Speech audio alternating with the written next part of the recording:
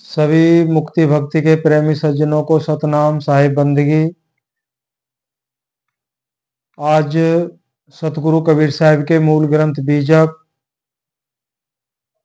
और रमैनी 17 में आप सुनेंगे कि मोक्ष का अधिकार हमें किस प्रकार मिल सकता है।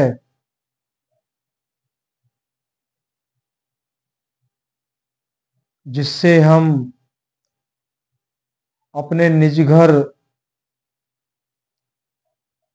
जहां से बिछड़े हमें काफी अरसा हो गया है, वहां पहुंच सकते हैं।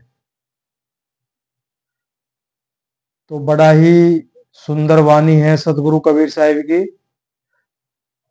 तो बने रहना है।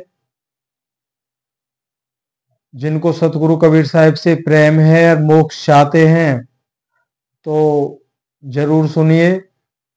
ऐसे वचन दुर्लभ होते हैं। जो हमारे अंदर जो सवाल खड़े होते हैं वो वाकई उचित हैं। तो सतगुरु कबीर साहिब आज इस चीज का भी खुलासा कर देंगे कि हमें क्या क्या करना है।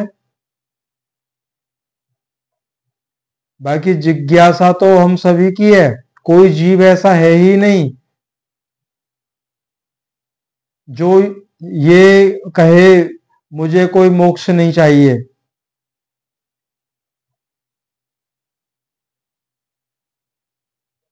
साहिब ने अपनी वाणी में कहा है, चलन चलन सब कोई कहे, मोए अंदेशा और, साहिब से परिचय नहीं, पहुंचेंगे कई ठौर। तो सतगुरु कबीर साहिब कह रहे हैं कि मोक्ष सब पाना चाहते हैं, सब जाना चाहते हैं, लेकिन मुझे अंदेशा कुछ और है, मुझे कुछ और ही अंदेशा हो रहा है।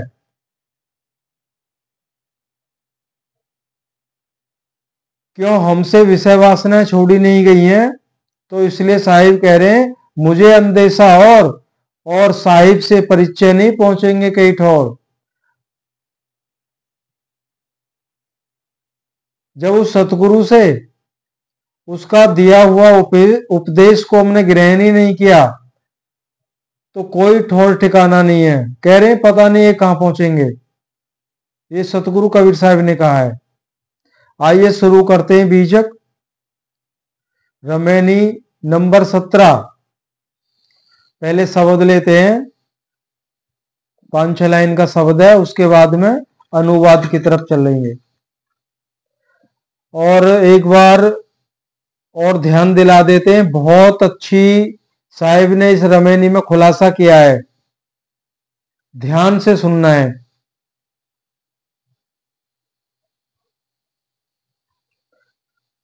और ये अपने परम भक्त धर्मदास जी को उपदेश कर रहे हैं।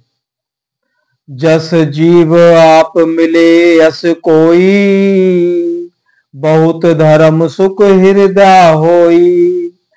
जास बात राम की कही, प्रीत ने काहू सो निर्वही। एक ही भाव सकल जग देखो, बाहर परे तो होए विवेकी। विषय मोह के फंद छुड़ाई, तहां जाए जहां काट कसाई। अहे कसाई छुरी हाथा, कसौ आवे काटो माथा। मानुष बड़ा बड़ा होए आया, एक ही पंडित सभे पढ़ाया। पढ़ना पढ़ो धरो जनि गाई, नहीं तो निश्चय जाओ बिगोई। साखी सुमरिन करूं राम का, छाड़ू दुख की आस। तरऊ पर छौचाई पे, जस कोलू कोट पिचास। अनुवाद है साहिब का।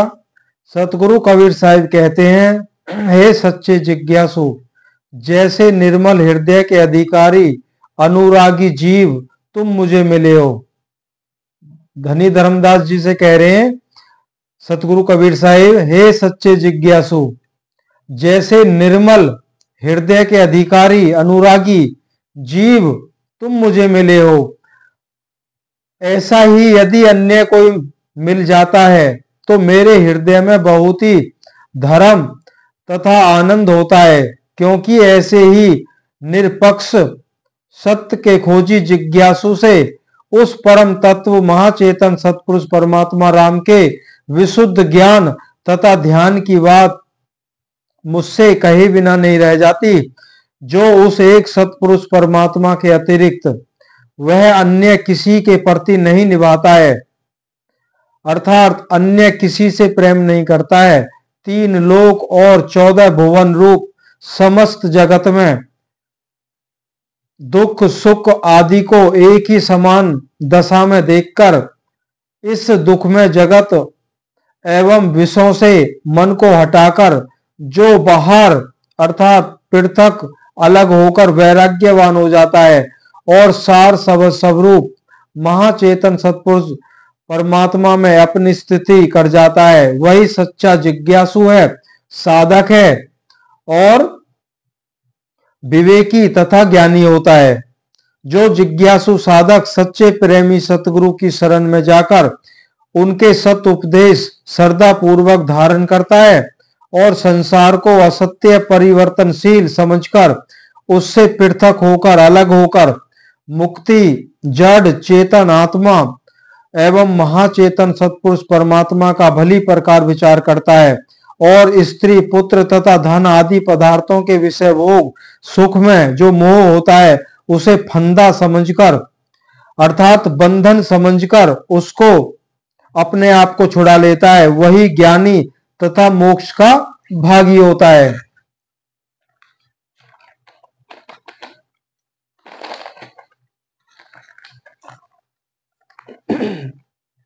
और जो सत्य असत्य के विवेक से रहित होते हैं तो वे मानव जीव परीक्षाहीन होने से दीक्षा उपदेश ज्ञान के लिए जहां जहां जाते हैं वहां पर आत्मा हत्या करने वाले वंचक झूठे गुरु लोग उनको किसी न किसी अनात्म पदार्थ में सिद्ध जीवों को परमात्मा ठहराकर बताकर उनकी साधना में लगा देते हैं, अर्थात वह अज्ञानी लोग वहां जाते हैं और वहां ही उनको काल रूप कसाई मिलता है।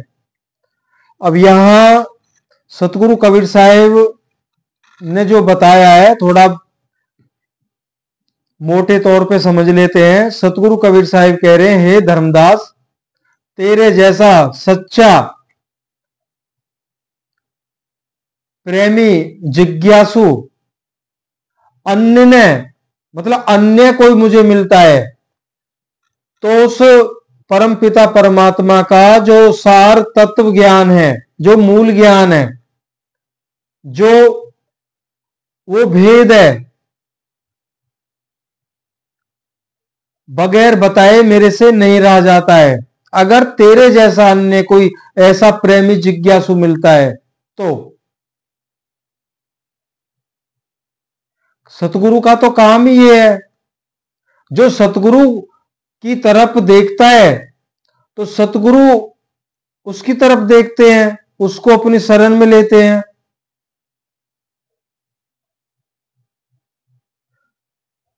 तो ये सब बताया है उन्होंने, जो समस्त विषय विकारों से अपने आप को छुड़ा लेता है,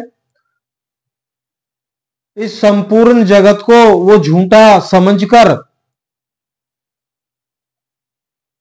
अपनी सुरत मन को इससे हटा लेता है। वो जानता है ये सब झूठ है, मुझे अनमोल तोहफा मिला है, ये मनुष्य जन्म मिला है, मुझे सत्य को खोजना है। इस तरह के भाव उसके अंदर आते हैं, दृढ़ता आती है। तो सतगुरु कबीर कहीं दूर नहीं है, सभी के घट में है, पीछे बताया जा चुका है। स्वयं कबीर साहिब ने ये अपनी वाणी में कहा है कि मेरा सभी के घटों में वास है, तो कहीं दूर तो है नहीं।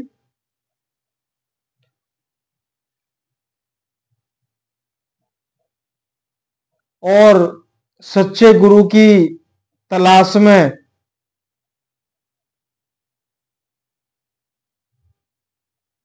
जब वो निकल पड़ता है या बार बार सोचता है, तो सतगुरु कबीर साहिब उस पर दया करते हैं, वो रास्ता मिलता है। कह रहे हैं जो विचार ही नहीं करते, जो सत्य और असत्य की परीक्षा नहीं करते, बस चले जा रहे हैं, ना तो सत्य का पता है ना असत्य का पता है, झूठ क्या है सच क्या है। कह रहे ऐसे अज्ञानी जीव झूठे गुरु लोगों की शरण में जाते हैं, वंचक गुरु लोग। और वंचक गुरु लोग क्या करते हैं, वो सिद्ध पुरुषों को परमात्मा ठहराकर बताकर उनकी भक्ति में लगा देते हैं। फिर आगे क्या होता है, कह रहे हैं ऐसे झूठे वंचक गुरु लोग उनको किसी अनात्म पदार्थ में सिद्ध जीवों को परमात्मा बताकर उनकी आराधना में लगा देते हैं, अर्थात अज्ञानी लोग वहां जाते हैं। कह रहे हैं ऐसी जगह अज्ञानी लोग ही जाते हैं, जो विवेकी होता है, सच्चा जिज्ञासु होता है, वो नहीं जाता है। उनकी वहां ही उनको काल रूप कसाई मिलता है। अज्ञानियों को कौन मिलता है, काल रूप कसाई मिलता है। और किस रूप में मिलता है, क्योंकि अधिकतर लोग वंचक झूठे गुरुआ रूप काल कसाई के पास जाते हैं। अब यहां पे झूठे गुरु लोगों को सतगुरु कबीर साहब ने काल रूप बताया है, काल कसाई रूप बताया है। अब यहां पे कसाई क्यों बताया है, तो आगे सुनते हैं। क्योंकि अधिकतर लोग वंचक गुरुआ रूप काल कसाई के पास जाते हैं, जहां उनको काल कसाई काट खाता है। वह काल रूप कसाई हाथ में छुरी लिए हुए वह चाहता है कि अज्ञानी मनुष्य किसी प्रकार मेरे पास आवे तो मैं उसका सिर काट लूं। भाव यही है, भ्रम में डालने वाले वंचक गुरुआ लोग अज्ञानी लोगों को भटकाते रहते हैं, क्योंकि वे अपने स्वार्थ में फंसाकर उसका जीवन नष्ट कर देते हैं। ऐसी स्थिति में ना वो इधर का रहता है ना वो उधर का रहता है। उस गुरुआ लोगों के हाथ में अनेक भ्रमजाल रूप आत्म को हनन करने वाले असत्य पुस्तकें तथा अनेक धूर्तपन की चालें हैं, जिससे वे कोई सत्य तत्व का जिज्ञासु क्यों ना हो, उसको वह अध्यात्म विद्या से ही विरुद्ध अपने अनात्म धोखा कर्म जालों में फंसा लेते हैं। वास्तव में वो गुरुआ लोग साक्षात कसाई रूपी हैं, कारण कि वे अपने पंजे में फंसे जीवों का घात करते हैं। वंचक गुरुआ तो कसाई से भी बढ़कर होते हैं, क्योंकि कसाई तो अमुक पशु विशेष का ही सिर काटता है, किंतु ये तो किसी प्रकार से शरण में आए हुए मनुष्य के आत्मा का हनन करते हैं। आत्मा के स्वरूप ज्ञान रूप मुख्य माथा ही काट देते हैं।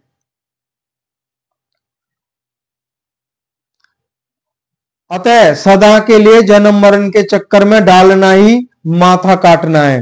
अब यहां पे सतगुरु कबीर साहब कह रहे हैं, ये जो झूठे गुरु लोग हैं ये कसाई से भी बढ़कर हैं। कैसे, कह रहे कसाई तो एक अमुक पशु का ही सर काटता है, माथा काटता है, एक बार ही काटता है वो। लेकिन झूठे गुरु लोग तो जीव का ऐसा माथा काट देते हैं, वो कई जन्मों तक कटता है।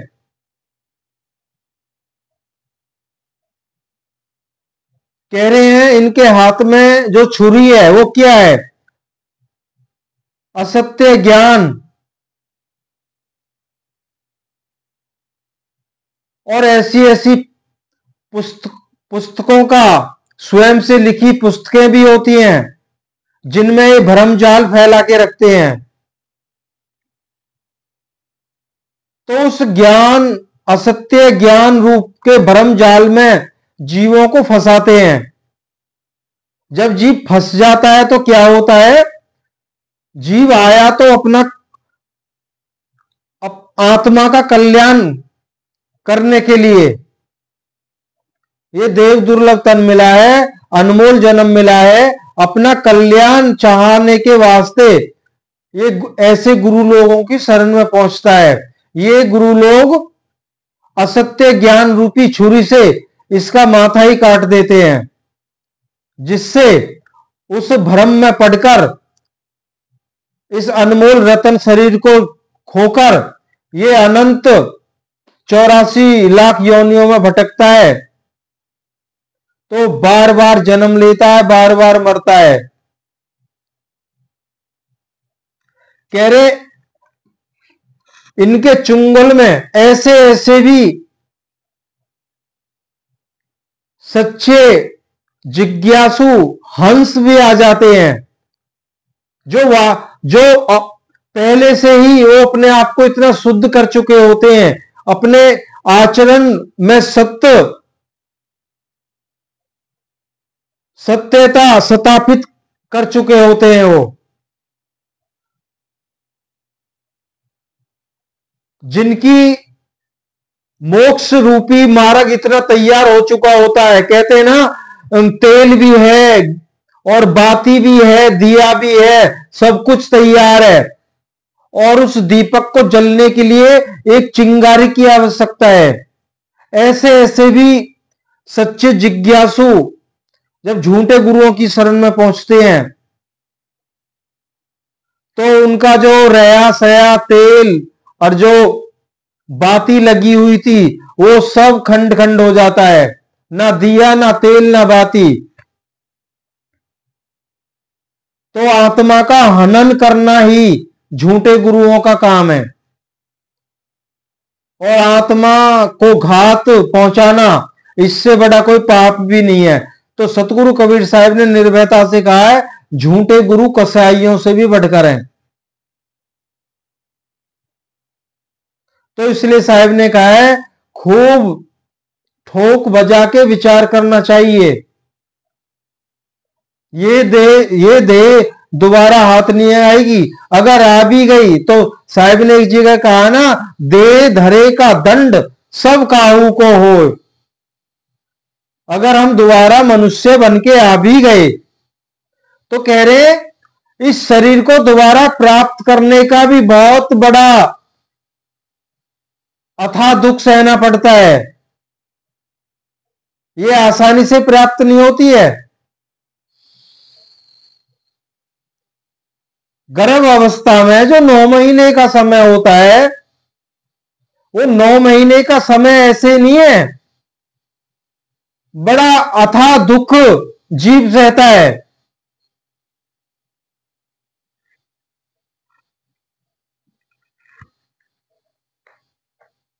आगे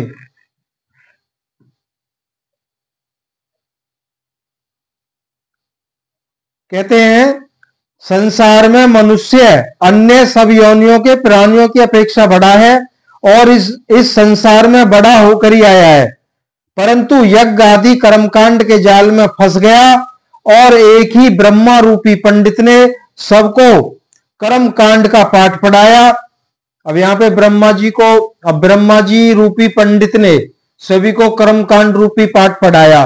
क्यों? ब्रह्मा जी के द्वारा ही 4 वेदों की उत्पत्ति हुई है, और वेदों में वही ब्रह्म तक की साधना का वर्णन है, परमात्मा की सत भक्ति का वर्णन नहीं है। तो सब उसी कर्म कांड को करते आ रहे हैं, आज भी कर रहे हैं, आगे भी करते रहेंगे। कह रहे वही कर्म कांड का पाठ पढ़ाया। अतः सतगुरु कहते हैं, हे जिज्ञासु जनो, अब जरा ध्यान देना है। सतगुरु कबीर कहते हैं, हे जिज्ञासु जनो, जो पढ़ने के योग्य है हमारी स्वयं वेदवाणी के अंतर्गत आत्मा तथा सार शब्द परमात्मा के स्वरूप ज्ञान रूपी अध्यात्म विद्या उसको वेदी सतगुरु की शरण में जाकर उनके द्वारा साधन अभ्यास पूर्वक पढ़ो और उसे छुपाकर भी मत रखो। तो यहां पे सतगुरु कबीर साहब कह रहे हैं, बहुत अच्छा वर्णन किया, कह रहे हे सच्चे जिज्ञासुओं, मुक्ति भक्ति के मोक्ष पाने वाले, हे साधु, हे संतो, हमारी स्वयं की बोली गई अध्यात्म, वो सत्य मार्ग, वो उपदेश किसी भेदी सतगुरु की शरण में जाके उसको पढ़ो, समझो और उसको छुपाकर भी मत रखो, औरों को भी बताओ। तो प्रेमी सज्जनों, केवल हम यही काम कर रहे हैं। भेदी सतगुरु की शरण में जाके, साहब ने क्यों बार बार क्यों कहते हैं, किसी भेदी सतगुरु की शरण में जाके हमारे सत्य साधन को समझो।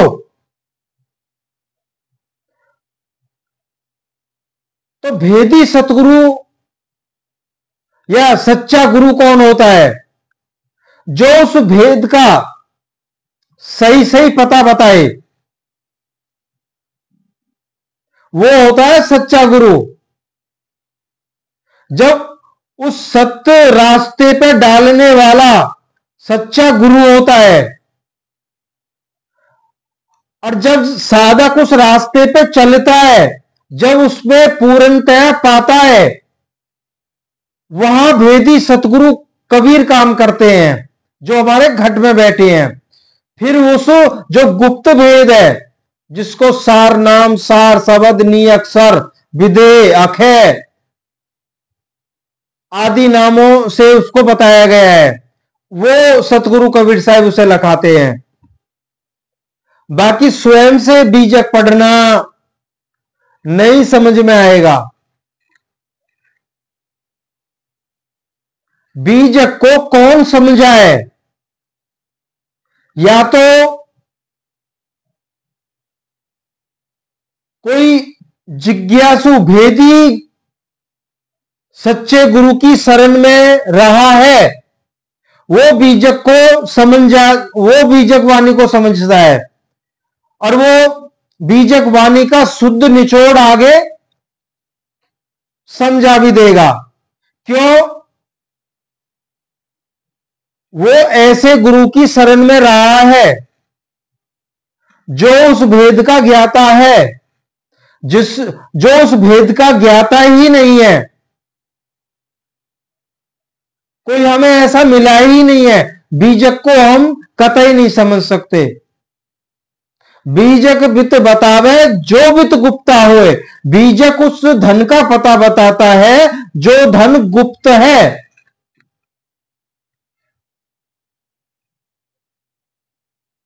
बस यही सबसे बड़ा भूल भ्रम का कारण है।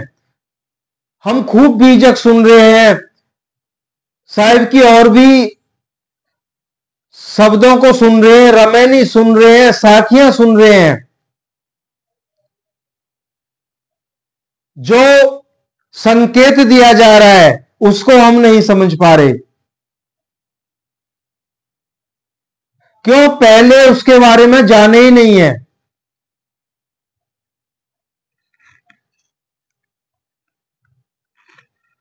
कह रहे हैं उसे छुपाकर भी नहीं रखना है, किंतु दूसरे अधिकारियों को भी बताओ, पढ़ाओ, सुनाओ, नहीं तो निश्चय ही तुम भी नष्ट हो जाओगे।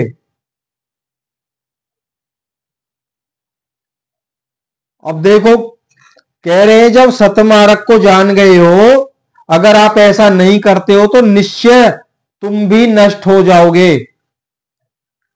अब ये सत्य उपदेश की को समझने की ताकत सतगुरु कबीर साहब ने अपनी दया, वो विवेक हमें बख्शा, साहिब के बीजक को समझ पाए और अनुभव के द्वारा भी साहिब के उस भेद को समझ पाए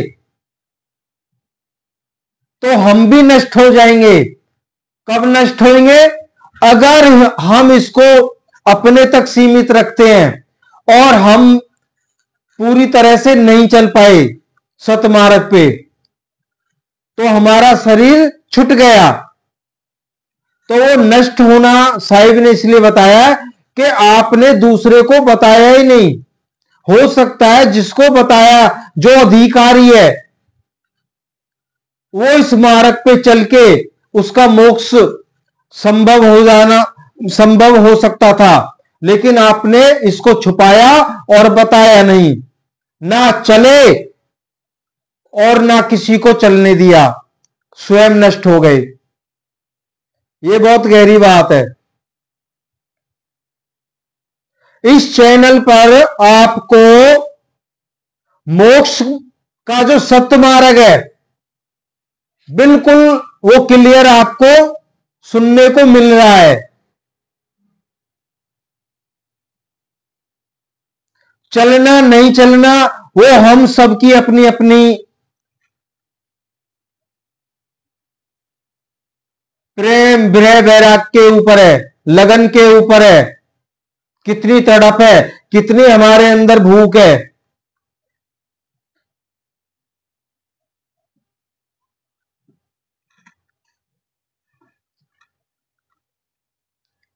आगे सतगुरु कहते हैं, हे मनुष्यों, यदि तुम अपना आत्म कल्याण करना चाहते हो, अर्थात जन्म मरण से मुक्त होना चाहते हो, तो उस महाचेतन सतपुरुष परमात्मा राम का निरंतर स्मरण करो, जो सर्व आत्माओं के निरंतर रमा हुआ है, इस लोक तथा परलोक। अब यहां पे देखो, स्वयं कबीर साहब बोल रहे हैं, कहते हैं कबीर साहब ने सृष्टि रची है, कबीर साहब ही परमात्मा है। हम कुछ कमेंट्स भी आए कि कबीर साहब को आप क्या मानते हैं।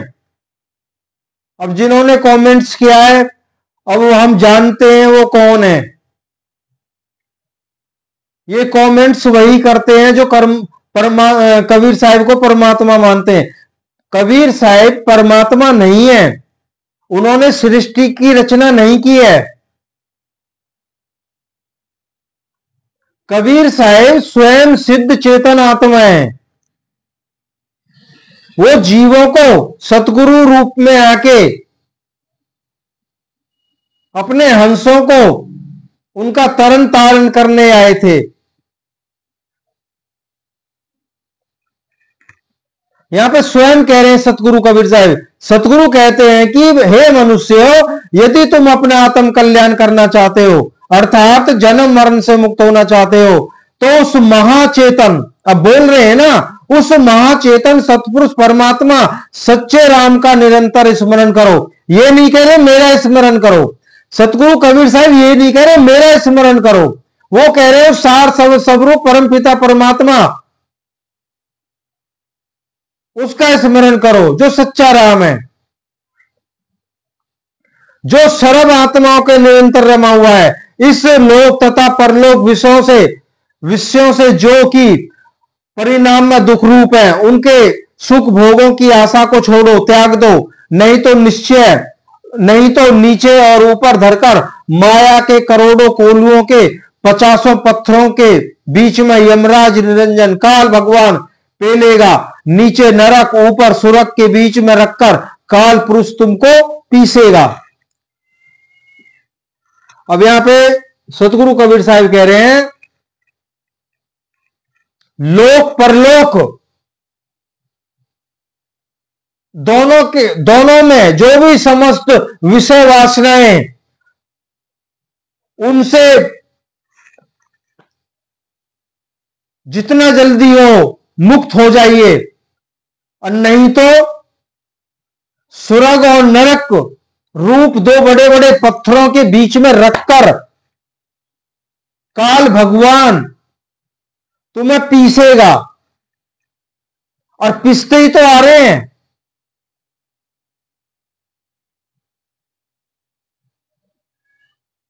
भाई स्वर्ग में चले जाएं तो नहीं बच सकते, नरक में रहे तो नहीं बच सकते, पिसते ही तो जा रहे हैं। तो यही सतगुरु कबीर साहब इस रमैली में उन्होंने हमें समझाया है। मोक्ष मार्ग का अधिकारी वो होगा जो सत्य पे विचार करेगा, उसकी खोज करेगा, अपने अंदर उसकी भूख को बढ़ाएगा। और भूख मिटाने वाले हमारे अंदर ही बैठे हैं, अंदर ही वो सत्य रूपी सतनाम रूपी भूख हमें बढ़ानी है।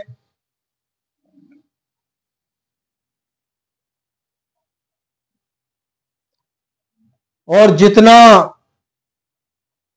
जल्दी हो सके हमें इन जो अमृत के समान और शहद की तरह अति मीठा जो स्वाद आता है इन विषय वासनाओं से, जितना जल्दी हो अपनी सूरत को इनसे निकालने की हमें कोशिश करनी है। तो रास्ता बाखूबी खुलता चला जाएगा। सच्चा गुरु नहीं मिलता है तो अभी साहब ने कहा है ना, हमारे स्वयं के सत उपदेश को सुने, पढ़ें, औरों को बताएं।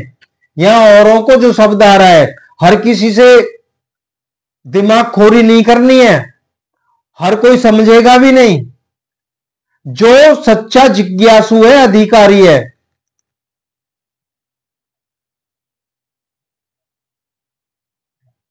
तो ये सतगुरु कबीर साहब का सतोपदेश था।